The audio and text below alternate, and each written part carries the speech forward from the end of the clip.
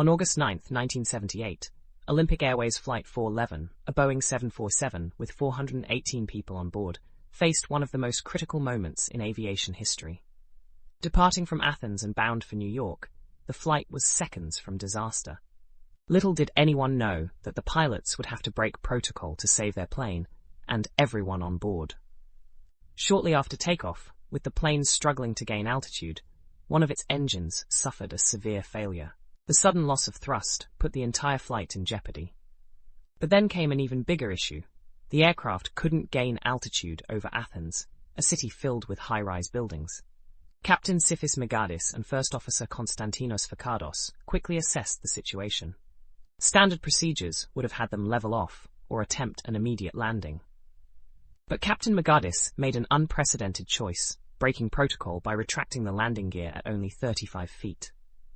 This risky move reduced drag, giving the plane just enough lift to keep climbing. As the 747 struggled to stay airborne, it flew dangerously low over the rooftops of Athens, at one point dropping to just 180 feet above buildings.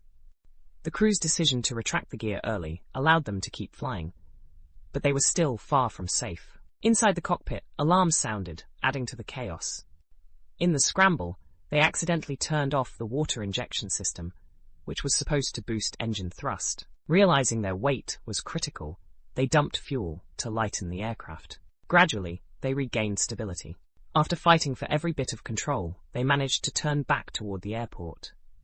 With thousands watching below, the crew safely landed the 747 in Athens. Captain Megadis and First Officer Fakados saved 418 lives that day.